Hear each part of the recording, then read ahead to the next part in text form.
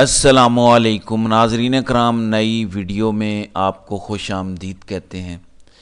Farm 45 अव्वल तो डाले नहीं बल्कि फार्म 45 की जगह फार्म 46 डाले, और जब डाले तो मरियम नवाज़ का ये फॉर्म चेक करें। नाज़रीन करम, एक ऐसा फ्रॉड हुआ है कि अगर काजी फाइज ईसा ना होते तो अब तक ये हुकूमत ख़त्म हो चुकी होती। इसको ज़रा गौर से देखें। फार्म 45 में जो उम्मीदवारों के नाम होते हैं वो प्रिंट हुए होते हैं। यहाँ आप देख सकते हैं कि उम्मीदवारों के नाम पेन से लिखे हुए हैं सबके। फार्म 45 की टोटल हकीकत आपके सामने है। मैं आपको एक और फॉर्म दिखाता हूँ। मेयर शराफत अली जो मरियम नवाज से जीते हैं, उन्होंने ये शेयर किया है, और ये फॉर्म ज़रा आप चेक करें। इसमें आपको कहीं भी पोलिंग एजेंट के दस्तखत नज़र नहीं आ रहे। मेयर शराफत अली का दावा है कि दस्तखतों की नौबत आने से पहले ही तमाम पोलिंग एजेंट्स को अगवा कर लिया गया था, क्योंकि सबको पता था कि जितने गवाह होंगे उनकी धांधली के, चोरी के, डाके के, उतना मसला होगा, तो पहले ही सबको उठा लिया गया था। तो ये इलेक्शन इस तरह हुआ है जिसकी वजह से काजी साहब को नंगे अंदाज में इलेक्शन कमीशन का तहफ़्फ़ुज़ करना पड़ रहा है।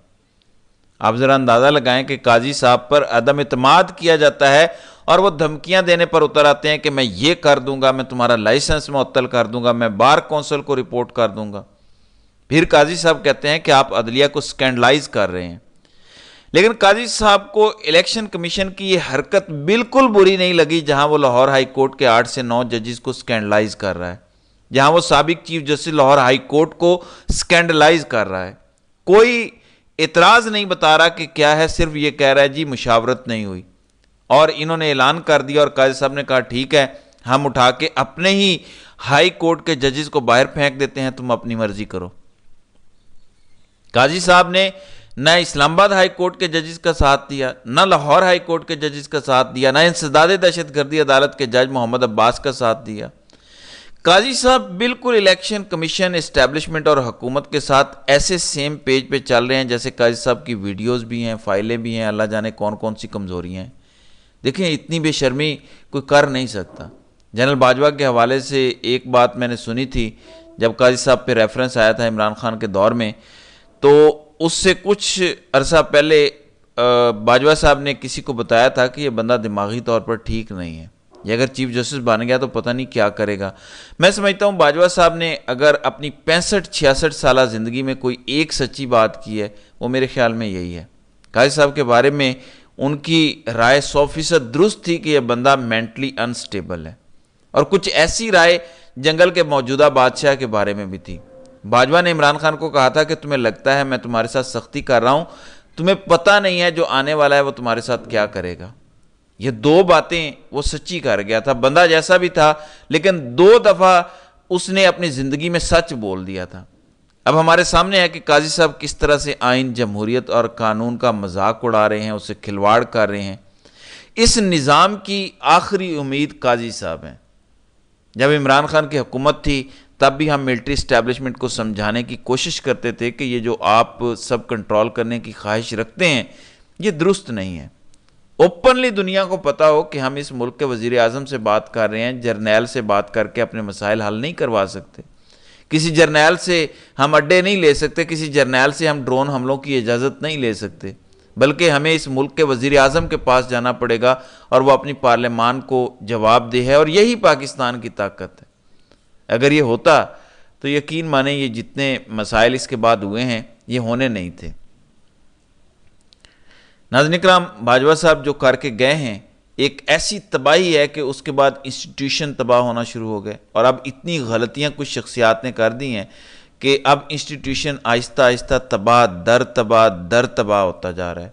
और यहीं से मैं अगली बात बताता हूँ कि इतनी तबाही करने के बाद एक और गलती की तरफ मामलात को ले जाया जा रहा है। ये ज़रा सुने कि क्या कहा गया है। देखिए, बाहर आने के मुकदमे सारे लिक्विडेट होते जा रहे हैं ना सर। एक और इद्दत रह गया, उसके बाद खान साहब थियोरेटिकली बाहर आ सकते हैं, तो उसको खत्म करना चाहते हैं। जब वो बगावत में पकड़ लेंगे तो वो मिलिट्री कोर्ट में ले जाएंगे, उसके बाद तो खान साहब के बाहर आने का चांस नहीं रहता ना। So that is what they want to show. जी, बज़ाहिर ऐसा नजर आता है कि पीटीआई की लीडरशिप और इमरान खान को ये पैगाम दिया गया है कि अब आपका अगला केस जो हम बना रहे हैं वही जो पंजाब की काबीना ने किया है, जिस पे मैं तफसीलन पिछले दिनों वीडियो कर चुका हूँ, ये केस हम फौजी अदालत में चलाएंगे। ایک دفعہ میں ایک بات میں کئی دفعہ کہہ چکا ہوں اور کافی عرصہ پہلے بھی کر چکا ہوں کہ ایک طاقتور شخص کی خواہش ہے، بلکہ 2-3 ہیں جن کی یہ خواہش ہے کہ عمران خان ہتھ کڑیوں میں جکڑا ہوا فوجی عدالتوں میں کھڑا ہو ہمارے سامنے، تو ہماری اناؤں کو تسکین ملے گی۔ وہ عمران خان کی آنکھوں میں مایوسی اور خوف دیکھنا چاہتے ہیں کہ جب ایسے ہوگا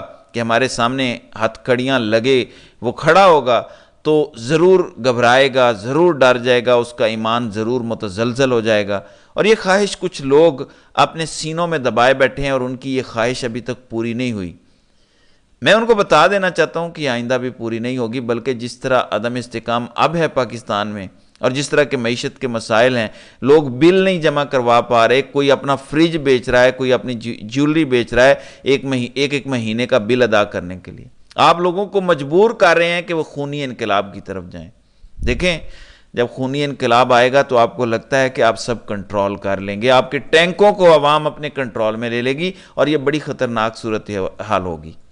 ہم یہ نہیں چاہتے، ہم چاہتے ہیں کہ آئین اور قانون کے دائرے میں رہتے ہوئے، جیسے عمران خان بار بار پریچ کرتے ہیں کہ ہم نے آئین اور قانون کے دائرے میں رہ کے حقیقی آزادی حاصل کرنی ہے، یہ میری بھی خواہش ہے کہ اس ملک کو حقیقی آزادی ضرور ملے، لیکن آئین اور قانون کے دائرے میں رہتے ہوئے ہو۔ آپ الٹا یہ کر رہے ہیں، اس طرح کے کیس بنا کے، اس طرح کی حرکتیں کر کے، ایسی دھمکیاں لگا کے کہ عوام پھر پرتشدد اور خونی انقلاب کی طرف چل پڑے۔ ظاہر ہے پاکستان یہ برداشت نہیں کر پائے گا۔ آپ کو اللہ تعالیٰ نے بار بار موقع دیا، آپ نے تحریک انصاف کو توڑنے کی ہر ممکن کوشش کی، آپ ناکام ہوئے۔ 8 فروری سے پہلے آپ نے جو دنیا میں پاسبل تھا ظلم و جبر، وہ آپ نے کر کے دیکھ لیا، پھر بھی عوام نے آپ کو فیصلہ سنا دیا۔ تو پہلا موقع آپ کے پاس تھا کہ آپ 8 فروری کے نتائج قبول کر لیتے، آپ نے نہیں کیے، چلیں آپ کی عادت ہے آپ قبول نہیں کرتے۔ اس کے بعد دوسرا موقع آپ کو ملا جب کمشنر راولپنڈی سامنے آ گیا اور اس نے بڑا زبردست بیان دیا کہ فوج نے اچھے الیکشن کروائے تھے، ہم سرکاری افسران نے غلطی کی۔ تب آپ کچھ سرکاری افسران کو قربانی کا بکرا بنا کے سارے نتائج ٹھیک ہونے دیتے، عدالت سے تحقیقات ہونے دیتے، تب بھی سسٹم آٹو کریکشن کی طرف چل پڑتا۔ آپ نے وہ بھی نہیں ہونے دیا، الٹا کمشنر راولپنڈی کو اغوا کر کے تشدد کیا، اس کی فیملی پر بھی تشدد کیا۔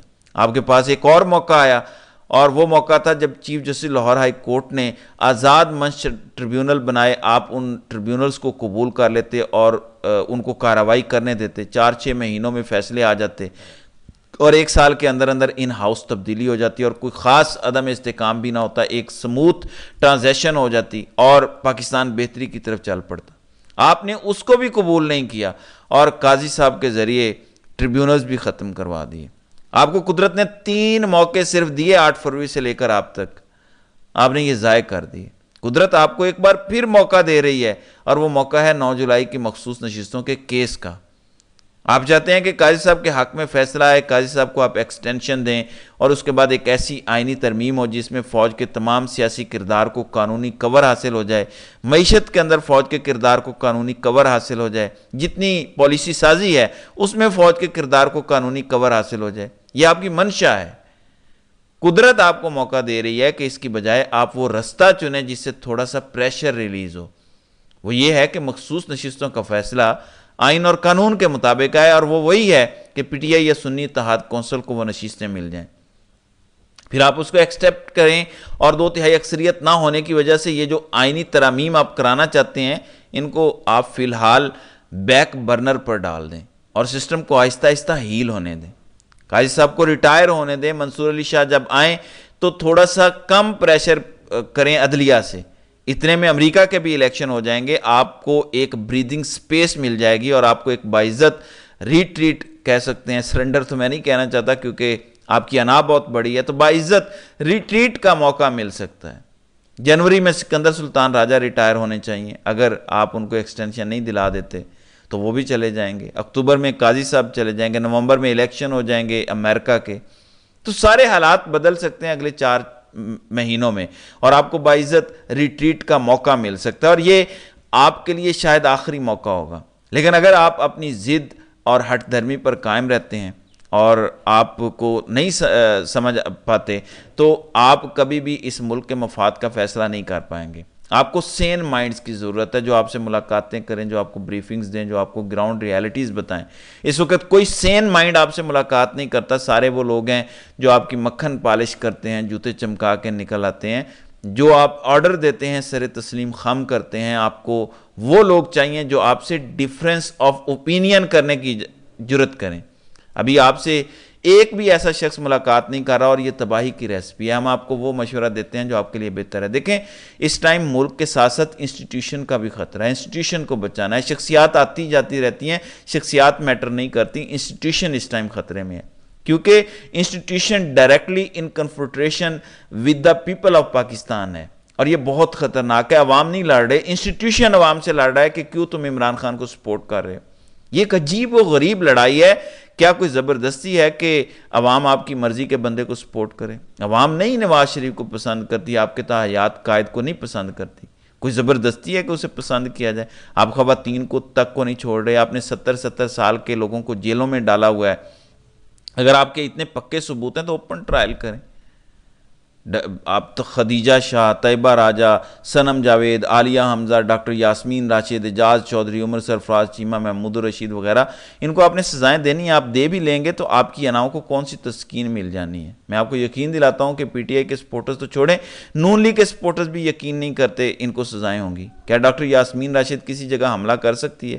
کس کو آپ یقین دلائیں گے کہ 75-76 سال کی خاتون نے کسی ملٹری پلیس پر حملہ کیا؟ کیا کوئی دنیا میں مانے گا یہ بات؟ آپ اپنا مذاق اڑوا رہے ہیں۔ آپ نے بھارت سے لڑنا تھا، اسرائیل سے لڑنا تھا، پاکستان میں دہشت گردی ختم کرنی تھی، لیکن آپ یاسمین راشد سے لڑ رہے ہیں۔ یہ انسٹیٹیوشن کو تباہ کرنے کی اسٹریٹجی ہے، یہ اندر سے انسٹیٹیوشن کو دیمک کی طرح کھانے کا ایک پروگرام ہے۔ مجھے نہیں سمجھ آتی کہ آپ یہ سب کیوں کر رہے ہیں۔ تو ناظرین کرام، آپ کی اس ویڈیو کے حوالے سے کیا رائے ہے؟ آپ اپنی رائے کا اظہار کامنٹ سیکشن میں ضرور کیجیے گا۔